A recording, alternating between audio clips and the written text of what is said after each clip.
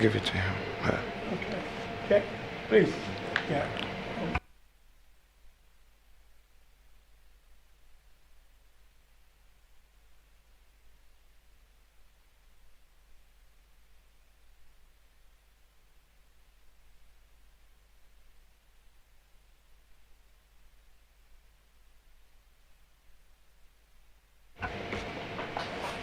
My respected colleague, you gave us a 14-page CV.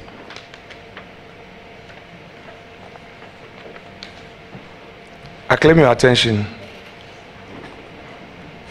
You ready? You ready? Wide-eyed and bushy-tailed. You give us a 14-page CV.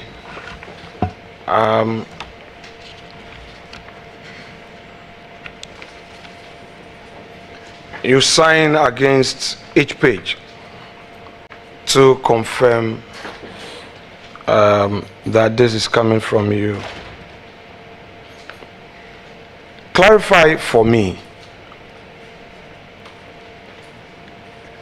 when people address you doctor, people also address you professor. Share with us which of these titles match your rank. Thank you. Both do. I am a professor of surgery at the University of Utah in the United States. Thank you. Now,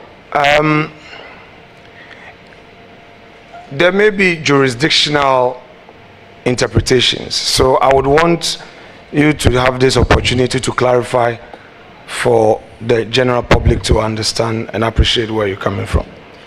In Ghana, for instance, in the academia, someone may just have his PhD and lectures at the university, but will not be called a professor. You would have to do some publications, then you become an ASO-prof, and then from there you become a full professor. Share with us the jurisdiction where you earn the title professor.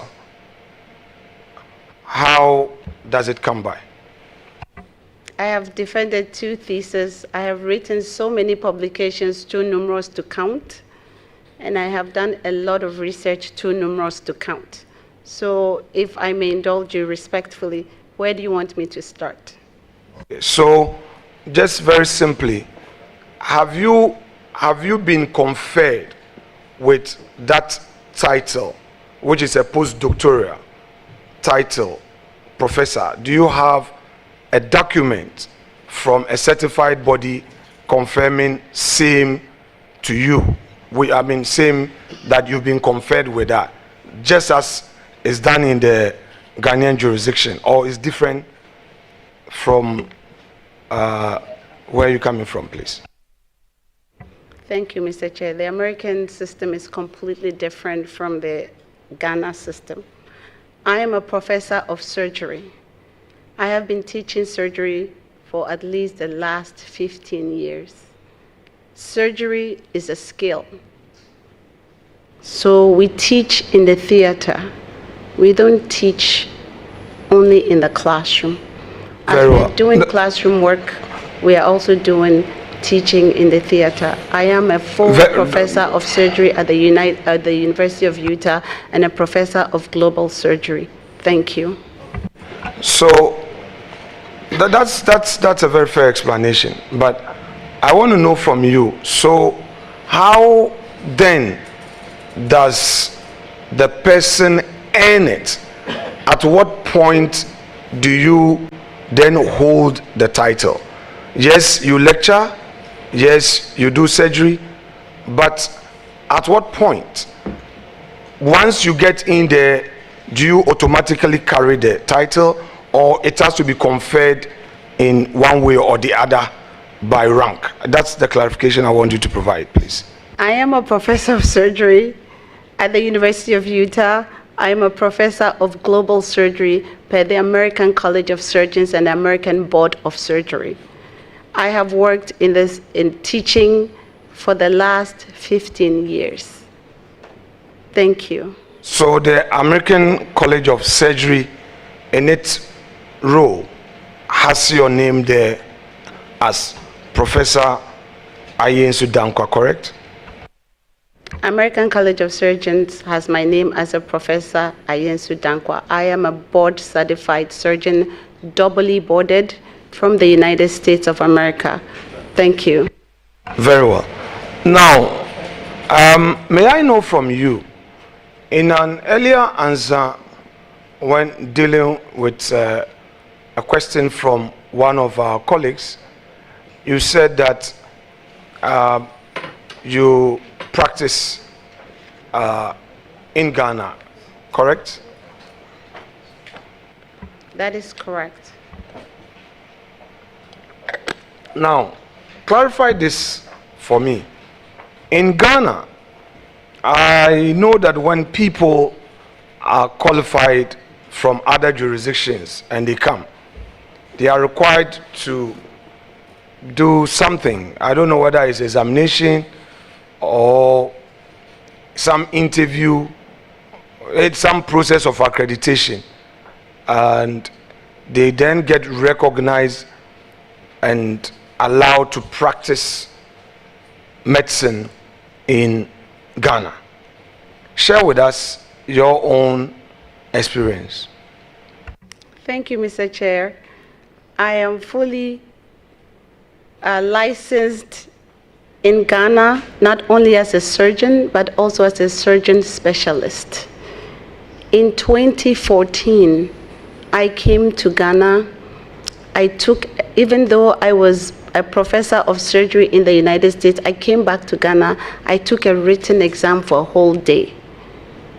The next day, I sat in front of 3 surgeons in Kwalebu, and I did an oral exam. After the oral exam, I spent another full day doing an ethics class. My license in Ghana is license number MDCRN 7629. It was conferred on me on 27 January 2014. That is just a generalist. And I also have my specialist license, both of which were conferred on me on 27 January 2014. Currently, my dues are all paid, and I'm a full member of the Ghana Medical and Dental Council. Thank you. Correct. Now, in appearing before us, can you share with us whether you have paid your taxes or making arrangement to pay them? Please, I have a GRA clearance, so my taxes have been paid. Thank you. Which one?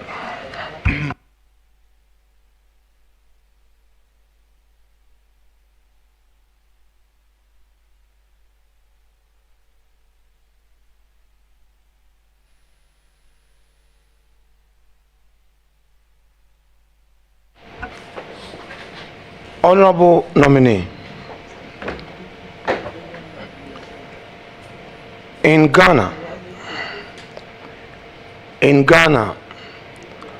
how many companies have you registered in your name? Or how many companies are you a director of? I don't recall the exact amount, but most of them are charity organizations. I believe I'm a part of Healing Hands organization, which is a charity organization. I'm also a part of Esikado Ketan Food Bank, which is also a charity organization that gives out free food, uncooked food to the poor and the needy. Healing Hands organization, we bring surgeons from outside the country to do free surgical care. We provide free medical equipment to people who need it, especially the disabled.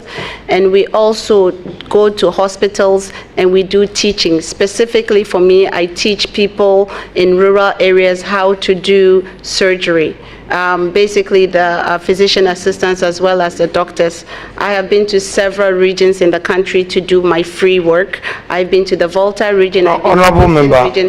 Honorable member. I've been to Eastern region. Bear with me. Hold on a Do second. you want to hear my answer? Please, hold on a second. You see, you remember Vice Chair on 2 occasions entreated you to be brief. The question was on companies. For me, once you answer that you are a director of a company limited by guarantee, we stay there. That was for 30 seconds so that we can make some progress. You get my point? Loud and clear. Very well. So that, because the nananum behind you want to go, so we don't keep them here. Yeah. Now,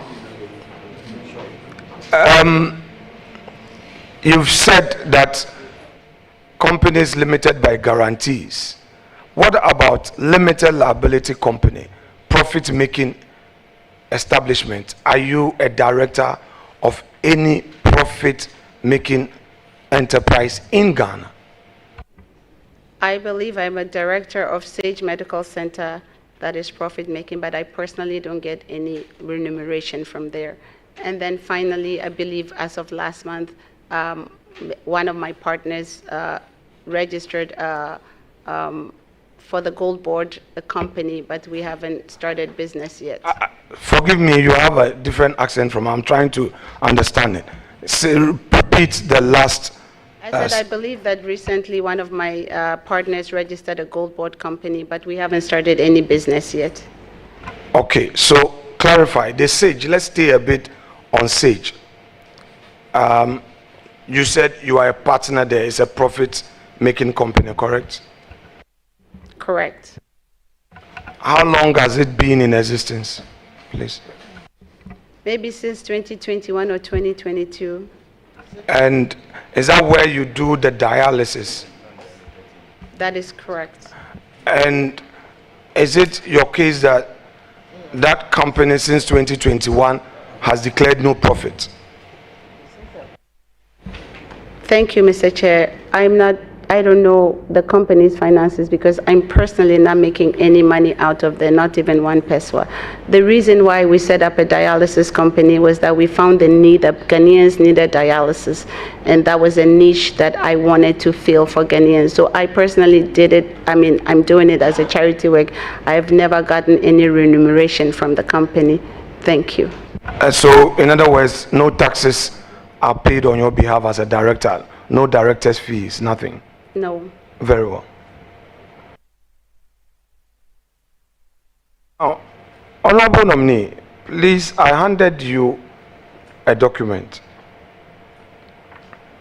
First of all, I relate to your background, and I will explain it this way. I was an art student going into BCom, and I was struggling, so I had to abandon it and go and do law, which was my passion. Would you say that getting into medicine was really your passion, considering your background in O-level and A-level? Yes, it is truly my passion. Now, the document that I've given you,